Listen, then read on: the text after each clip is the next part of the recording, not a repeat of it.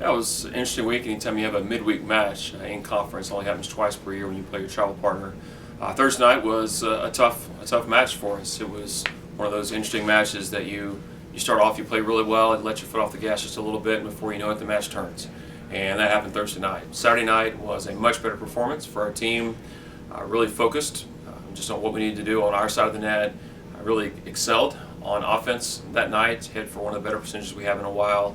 And I had a little different lineup that night, wanted to try some different things, and the girls responded and earned a good win for us. Right, Mare is and continues to be a great player for our team. Obviously, you have a record, you set a record like that, it takes a long time. It takes a lot of years of being a high-level player, and now we're in the latter stages of her senior year, and breaks a pretty significant record. You think about the history of this program and the number of kids that have come before that have been highly successful.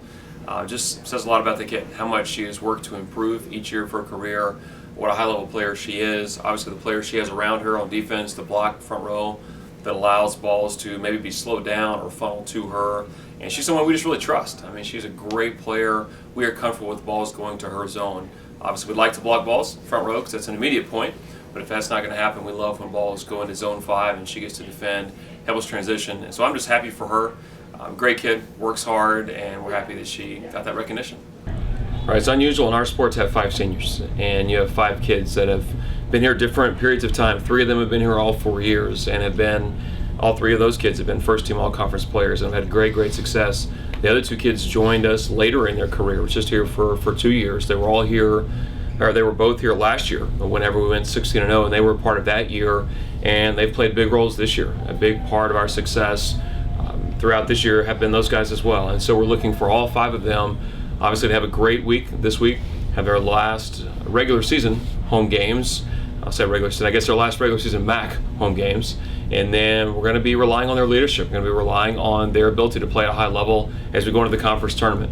And then even after conference tournament, having Dayton at home. And if we win the conference tournament, hopefully we do, then going on in the NCAA tournament, that group of 5 will be vital to our success. We all know that. Anytime you have that many, the team will mostly go as they go. And so we're looking forward to them leading our team in this important time of the year. She did a great job for us. That was one of the changes in the lineup is moving her back into the 6th rotation role. And she did a nice job for us. It was interesting that she moved to that role and then she got a tremendous number of swings. We were not on Saturday maybe as balanced as we would have liked to have been. But when you have a player like Mallory who's having such a great game, it's hard not to keep giving her the ball. And so she did a great job for us. She's just such a spark for our team, works so hard. It's hard when you're out there, if you're a player out there, it's hard not to be excited.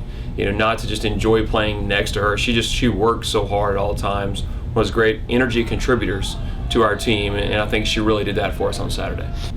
Right, they are interesting teams. Akron, we played them last time at their place, and it was, they have a couple pieces that I think are really good. I think they have, I would even say there's probably 3 attackers that we know they can get going at any time. Just really solid players. It's hard to say which one concerns us most. It may depend on the day, just on what rotation they're in. But they have a number of players that are good for them. Maybe they don't play maybe quite as high, just vertically as some of the teams in our conference, but they have some kids with some good arms, high skill, and know what they're doing. Over there, it's a well-coached group. It's a cohesive unit. I think Buffalo is a team that, if you take the first half of their season, the second half of the season, they've been the biggest change in a positive direction. We played them last time. They really hadn't found much success at that point, but lately they've done really well. They've earned a number of wins that maybe if you look at the first part of the year you wouldn't expect, but they're really, as the saying goes, trending upwards. I mean, they're really doing what they need to do. They're a physical team. They have some kids that play really high. They struggled in service receive. When we played them last time, we set I don't know if it's a program record, I think it was, for aces in a match, and that was great performance. Jamie, of course, had a program record that night for aces. But I know if they do pass well, they're athletic enough they can cause real trouble for us. And so there are 2 teams we have to prepare for this week. We have to balance preparation for them, taking care of business this week, while also looking ahead a little bit and preparing for next week. And so we've kind of divided our staff this week, and we have some of our staff preparing for this week, some of our staff preparing for potential opponents next week, and hopefully allowing us to be in a good place for both.